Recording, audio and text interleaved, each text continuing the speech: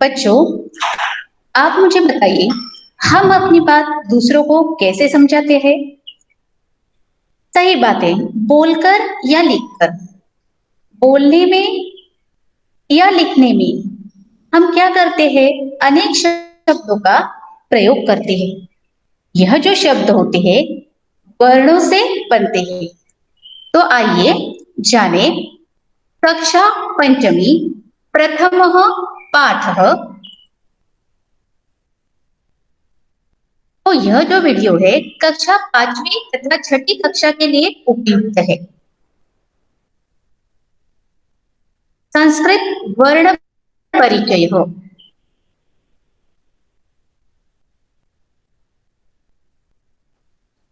वर्ण को अक्षर भी कहा जाता है। भाषा की सबसे छोटी इकाई जिसे तोड़ा या विभाजित नहीं किया जा सकता, वर्ण कहलाती है। तो वर्ण किसे कहते हैं? तो भाषा की जो सबसे छोटी इकाई होती है, जिसे हम तोड़ भी नहीं सकते या विभाजित नहीं कर सकते हैं, वह वर्ण कहलाती है। आगे देखें, वर्णों के क्रमबद्ध समूह को वर्णमाला कहा जाता है। ठीक है, तो वर्णमाला किसे कहा जाता है? वर्णों के क्रमबद्ध समूह को वर्णमाला कहा जाता है। वर्णमाला में अनेक प्रकार के वर्ण होते हैं। तो यह जो हमारी संस्कृत की वर्णमाला है, इसकी लिपि कौन सी है? देवनागरी लिपि में है। इसमें तीन प्रकार के वर्ण हैं: स्वर, व्यंजन, अयोगवाहक। कौन से है? स्वर, व्यंजन, अयोगवाहक। तो सबसे पहले हम देखेंगे स्वराहा, मतलब स्वर किसे कहते हैं।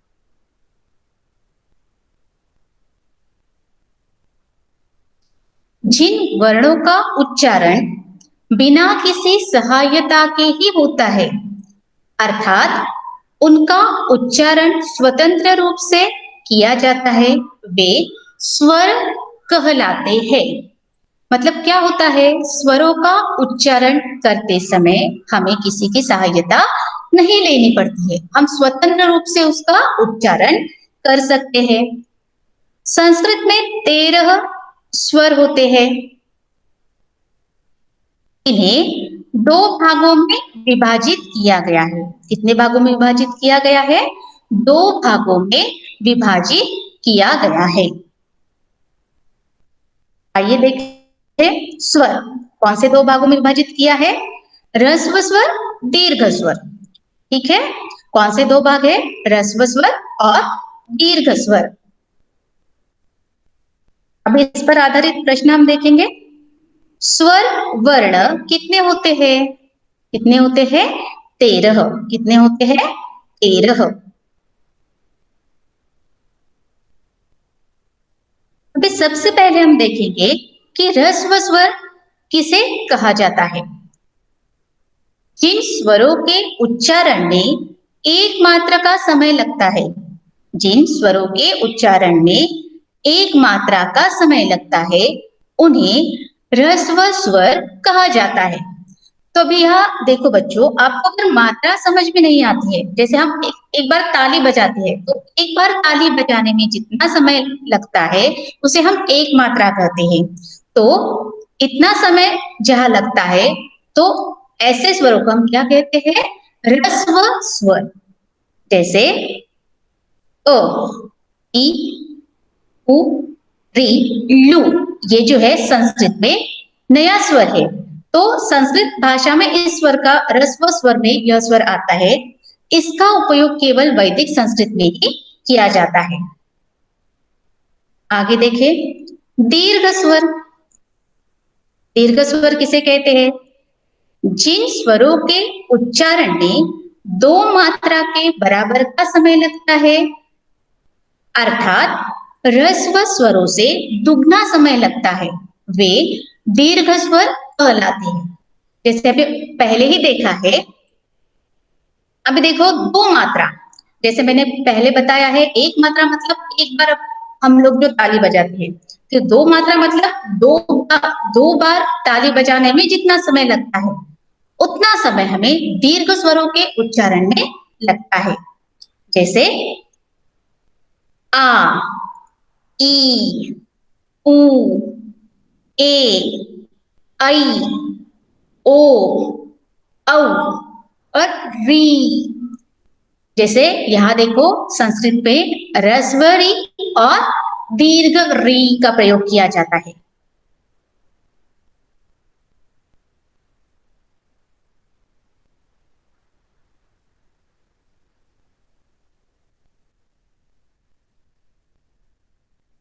अभी स्वरों के बाद हम देखेंगे व्यंजन, व्यंजनानी। अभी हमने स्वर के जो प्रकार देखे, क्या क्या देखा है अभी तक? स्वर किसे कहते हैं?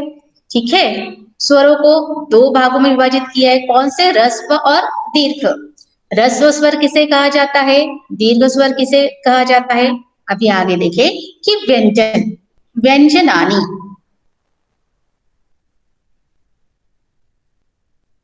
जिन वर्णों का उच्चारण स्वरों की सहायता से होता है उन्हें व्यंजन कहते हैं। इनकी संख्या 33 है और इन्हें 3 भागों में विभाजित किया जाता है। तो क्या कहा गया है कि जिन वर्णों का उच्चारण, हमने पहले ही देखा है कि वर्णमाला में कई प्रकार के वर्ण है जिसमें स्वर और व्यंजन है और अयोगवाग भी है। स्वर का उच्चारण स्वतंत्र रूप से किया जाता है, लेकिन व्यंजनों का उच्चारण करते समय हमें स्वरों की सहायता लेनी पड़ती है। ठीक है, तो ये जो व्यंजन है 3 भागों में विभाजित किए हैं। पहला है स्पर्श व्यंजन, अंतस्थ व्यंजन और ऊष्म व्यंजन। ठीक है, तो इसमें स्पर्श व्यंजन की संख्या कितनी है? 25 है। अंतस्थ व्यंजन 4 है और ऊष्म व्यंजन भी 4 है। इस पर आधारित प्रश्न देखिए, स्पर्श व्यंजन कितने होते हैं? कितने होते हैं? 25। कितने होते हैं? 25। अंतस्थ वर्ण कितने होते हैं? अंतस्थ वर्ण 4 होते हैं। कितने होते हैं? 4 होते हैं।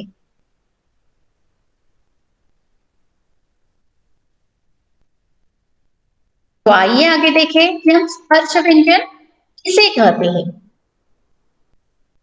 इसकी व्याख्या देखें, जिन व्यंजनों का उच्चारण कंठ, होठ, जीवा आदि के स्पर्श द्वारा होता है वे स्पर्श व्यंजन कहलाते हैं। मतलब इन वर्णों का जब हम उच्चारण करते हैं तो मुख में स्पर्श कहाँ का होता है? कंठ और जीवा आदि से, आदि के स्पर्श द्वारा इनका उच्चारण होता है, इसलिए इन्हें स्पर्श व्यंजन कहा गया है।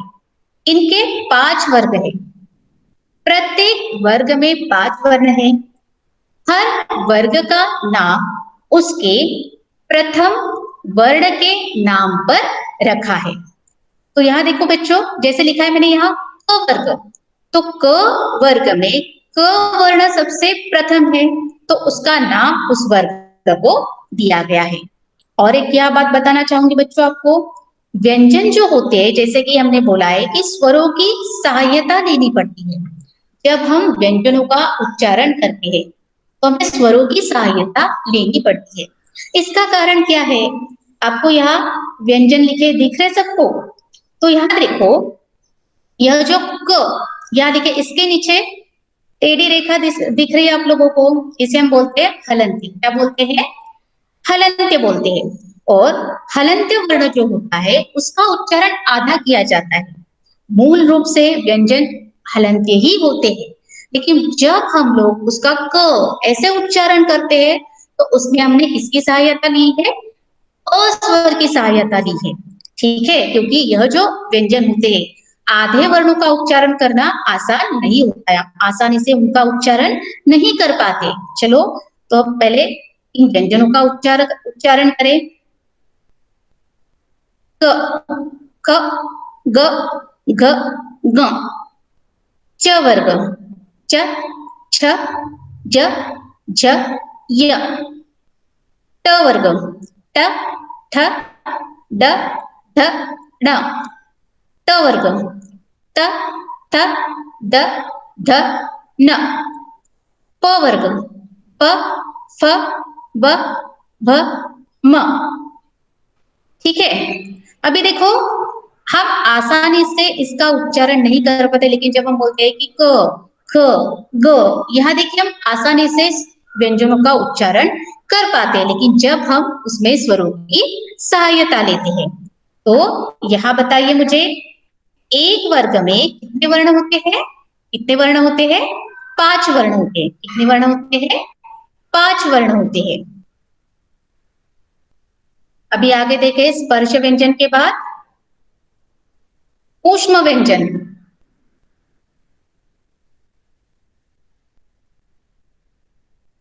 जिन व्यंजनों के उच्चारण में हवा से रगड़ने के कारण मुख से ऊष्मा निकलती है, वे ऊष्म व्यंजन कहलाते हैं। आप बच्चों इसका उच्चारण करके देखिए, जैसे क्या बोला गया है कि जिन व्यंजनों के उच्चारण में, उच्चारण करते समय हवा से रगड़ने के कारण मुख में ऊष्मा, ऊष्मा मतलब गर्मावट, ठीक है, जो गर्मी निकलती है, वे ऊष्म व्यंजन कहलाते हैं। ये कौन से देखो, श, श, स, ह। ठीक है, आगे देखें, अयोग वाह, अयोग वाह।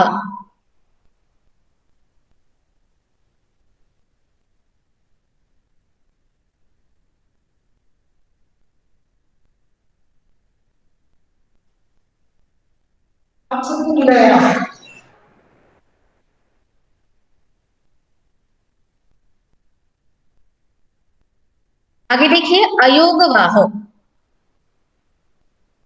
जो वर्ण स्वरों तथा व्यंजनों से भिन्न होते हैं, उन्हें अयोगवाह कहा जाता है।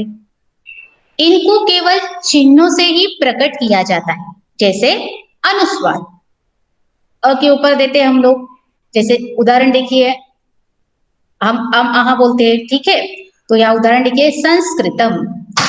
आगे विसर्ग, जो हम वर्ण के आगे देते हैं, नमः, और इसका उच्चारण क्या करते हैं? विसर्ग का उच्चारण ह करते हैं, और अनुस्वार का उच्चारण क्या करते हैं? म करते हैं।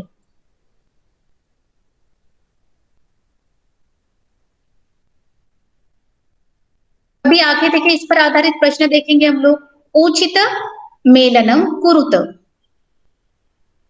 उचित मेलनम कुरुत। अभी देखो यहाँ अम, जैसे मैंने अभी आपको बताया कि अम अहा, ये क्या है? अयोगवा है, जिन्हें केवल चिन्हों से ही प्रकट किया जाता है। प, प कौन से वर्ग में आता है? प वर्ग में। उसके बाद च, च, ये जो वर्ण है कौन से वर्ग में आता है? च वर्ग में। य, ये कहा आता है? अंतस्थ, कहा आता है? अंतस्थ। ग, क, ख, ग कौन से वर्ग में आता है? कौन से वर्ग में आता है? क वर्ग में। द, यह जो द वर्ण है कौन से वर्ग में आता है? त, थ, द, मतलब त वर्ग में आता है। के बाद स, स क्या है? ऊष्म व्यंजन है। क्या है? ऊष्म व्यंजन। ड, ड वर्ण कौन से वर्ग में आता है? ट, ठ, ड, मतलब कौन से वर्ग में आता है? ड वर्ग में आता है, ट वर्ग में आता है। अभी यहाँ विशेष देखिए बच्चों, जब हमने अभी तक देखा है कि वर्ण किसे कहा जाता है, स्वर किसे कहते हैं, व्यंजन किसे कहते हैं, अभी आगे ये विशेष जानकारी आपको देखनी है। जब व्यंजन स्वर में मिलते हैं तो व्यंजन के हल चिन्ह का लोप हो जाता है। लोप मतलब वह निकल जाता है और उसमें स्वर की मात्रा लग जाती है। तो आइए उदाहरण देखें, जैसे व्यंजन। अभी देखिए, क, क के साथ अ स्वर जब हम मिलाते हैं तो यहाँ क पूरा लिखा गया है। तो स्वरयुक्त व्यंजन है, जब हम व्यंजन को ऐसे करते हैं, अंत में अ का उच्चारण आता है, तो वह स्वरयुक्त व्यंजन कहलाता है। ठीक है, अभी अ की तो कोई मात्रा नहीं है। आगे ख, ख के साथ आ जब स्वर मिलाते हैं, आ की मात्रा क्या है? एक खड़ी रेखा। तो स्वरयुक्त व्यंजन क्या बना है यहाँ?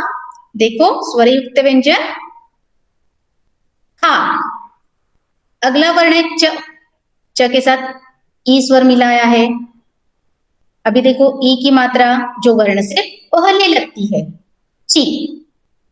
आगे है छ, अभी छ के साथ ई, बड़ी ई है, तो बड़ी ई की मात्रा वर्ण के बाद लगती है, छी। उच्चारण भी वैसे ही किया जाता है। आगे है ट, ट के साथ ऊ स्वर मिलाया है, जो वर्ण के नीचे दिया है, उनकी मात्रा दिख रही है आप लोगों को? टू। आगे ठ, ऊ, अभी यह भी ऊ की मात्रा वर्ण के नीचे दी गई, उच्चारण करते समय हमें समझ में आता है कि फू। आगे प के साथ री, दिख रहा है आपको? री की मात्रा प्री।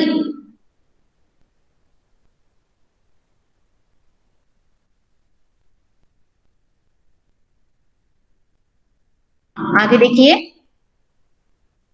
न व्यंजन है, इसके बाद स्वर कौन सा मिला है? ए। ए की मात्रा क्या होती है?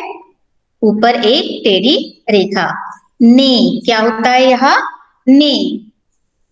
आगे श के साथ आई, आई की मात्रा क्या होती है? ऊपर दो टेढ़ी रेखाएं। उच्चारण करते समय आपको समझ में आता है, व्यंजन के साथ जिस स्वर का उच्चारण करते हम लोग, आखिरी में उस जिस स्वर की मात्रा वहां लगाते हैं, वैसे ही वहां उच्चारण आता है। जैसे अभी देखो श के साथ हमने क्या किया है? आई की मात्रा यहाँ लगाई है, तो क्या होगा उच्चारण? शई। आगे देखिए य के साथ ओ मिलाया है, ओ स्वर, ओ की मात्रा एक खड़ी रेखा और ऊपर एक टेढ़ी रेखा, यो। आगे ह,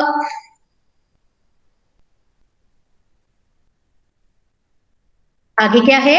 स, तो इसके साथ औ, तो यहां देखिए औ की मात्रा एक खड़ी रेखा और ऊपर दो टेढ़ी रेखा है। उच्चारण देखो, हऊ, मतलब व्यंजन के साथ जिस स्वर की आप मात्रा लगाते हो, वैसे ही उच्चारण आगे होता है। आगे देखिए, उदाहरणानुसारेण व्यंजनैः सह स्वरान् मेलयत। अभी क्या उदाहरण लिखे हम लोगों ने? ग के साथ जब हम ए स्वर को मिलाते हैं, तो क्या बनता है? वर्ण ए। आगे न के साथ ऊ स्वर मिलाया है, तो नू। आगे क के साथ ई मिलाई है, ई स्वर को मिलाया है, तो की। प के साथ री को मिलाया है, प्रू।